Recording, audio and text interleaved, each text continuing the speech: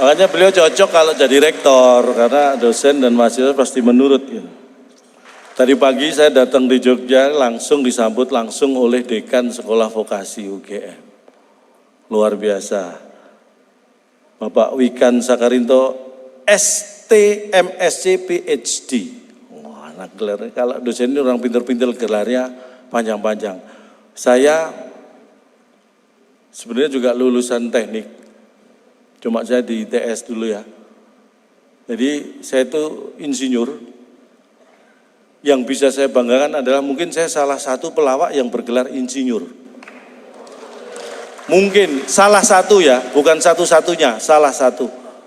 Jadi kalau kumpul pelawak saya bangga karena mungkin saya salah satu pelawak yang bergelar insinyur. Tapi celakanya kalau kumpul teman-teman insinyur saya jadi minder karena satu-satunya insinyur yang jadi pelawak hanya saya. Jadi itu dua sisi yang merepotkan saya gitu. Tapi alhamdulillah sekarang saya sudah nggak canggung lagi kalau ke insinyur-insinyur kumpul karena memang saya nggak pernah datang.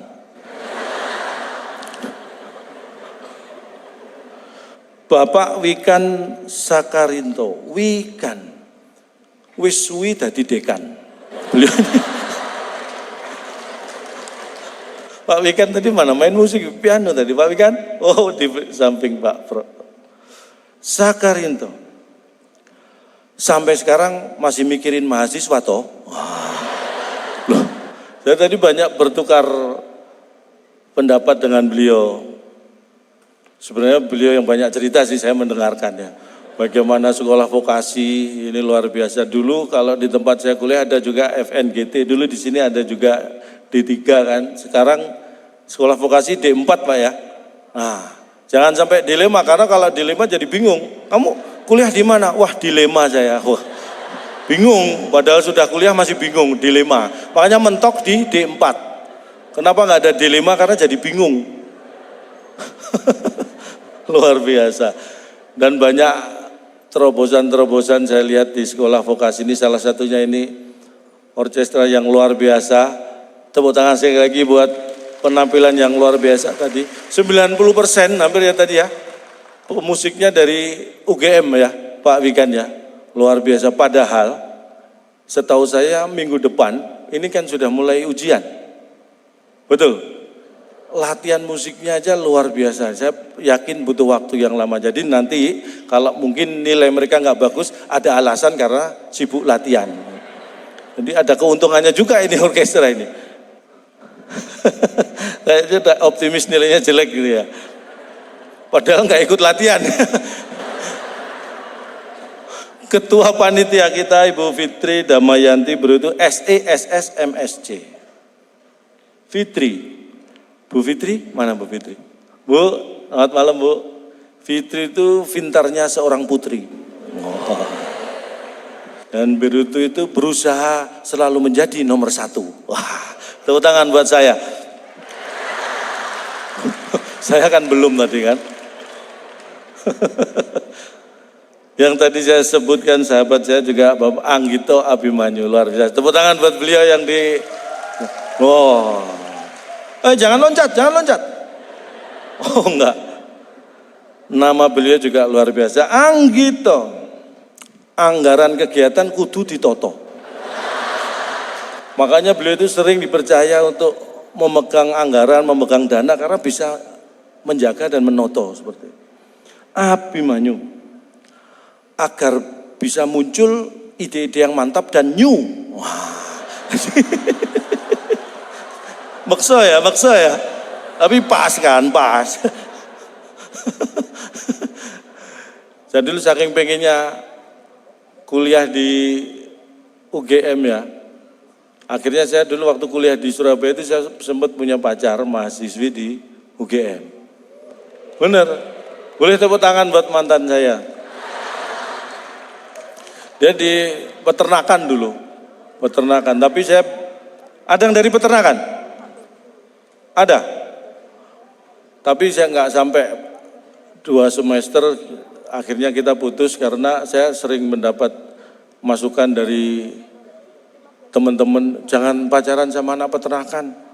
Memang anaknya pendiam, tapi diem tahu-tahu bertelur katanya. Saya jadi takut.